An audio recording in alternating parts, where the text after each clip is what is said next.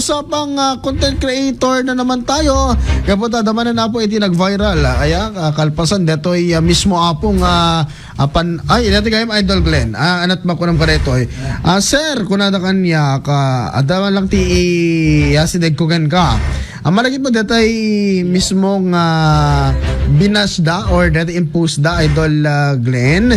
Ako na natin nag-viral nagigam ti Siopaw keta permi nagadumang babas kanya na pati anak na inramraman da kanon permi depressed na agpatulong kanyak to ubing kasi ginatang namet kano to Siopaw nga iniggaman na. Ayun ha hindi rebe imanin adamanin shared post ko na talaga nagkarumot dito yung ibagbagakin ko anan. So ano take mo dito Idol Glenn pati depressed pati kano dito anak na mairamramanin kas bilang content creator how's the burden?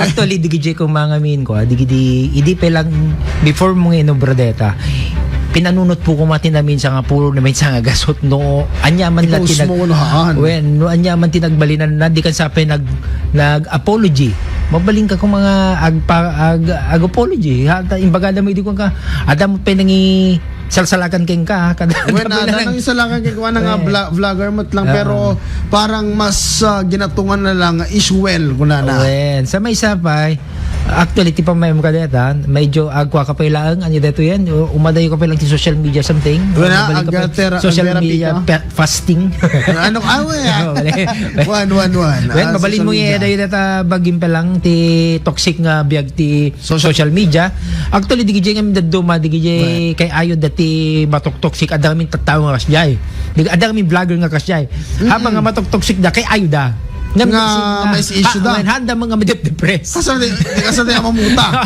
hindi tayo agjowa itahawa ang aming kasjay ngayon nung kaspagarigan si kakit dete damong pala nga nagwa nag-vlog tapos simikat ka kadayjay ngayon at that time nga dayjay talaga nga madepress ka kaya dito tayo kunada nga medyo iya da yung basit deta bagim tapno ada agreset okay.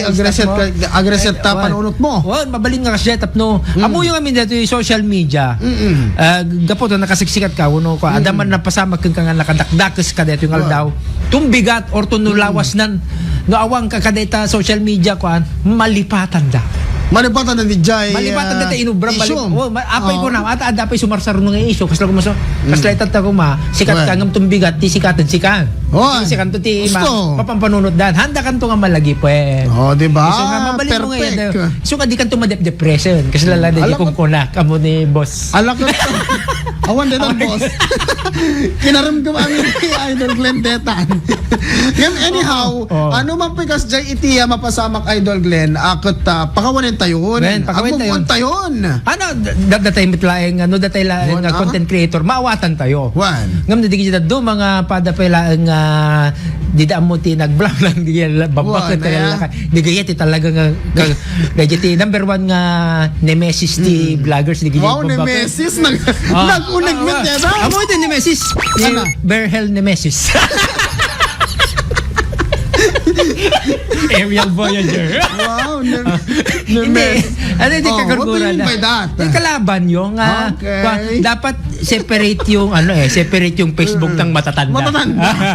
Ano na siya ang pagkatama ka di daan mabagbag apin namin kasi bagbaga mo kalada dahil dyan nga brada di kita nga bagbag di daan mo nga minti ti humor ti kwaitan ti Gen Z tagayam kasjay gayam ala ko ta agbalin tilatan ang responsable dati nga ti influencer ama ko na so nga sooner or later ag sublikan to influencing.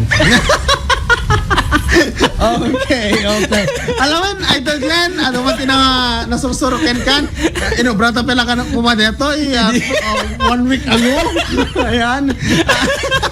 Pachugi tayo. Diba? Ngam, anyhow, ano to susuro kay katamanin?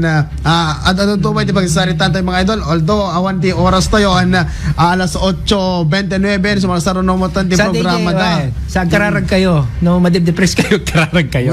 That's the number one weapon. Ang kayo nga. Iso ka dakmawat mati idol ko, di katay demonyo kung kuna da ka nagitay ko, di katay ang pagpakamatay. Jeez, no. Kasarita tayo ida. When you have to talk, kadalang kaya kasarita din. Ay, hanga kahit nakasawen, nga no, ang pagkamatikan, demonyo kan. No! I strongly disagree. Kanayta, dahil takat na makamaspasan yung problema. Nakurang dalang ti kasarita. Ti kay kasarita. Bale, nagkwa lang. Among DJ kaya ti bagidang nakaya ti panunot da. DJ la. Okay, alright. Mga idol, ang mamaya tayo bati nga oras, iti programa tayo iFriend 9, nakadkadwak ni Apong Glenn.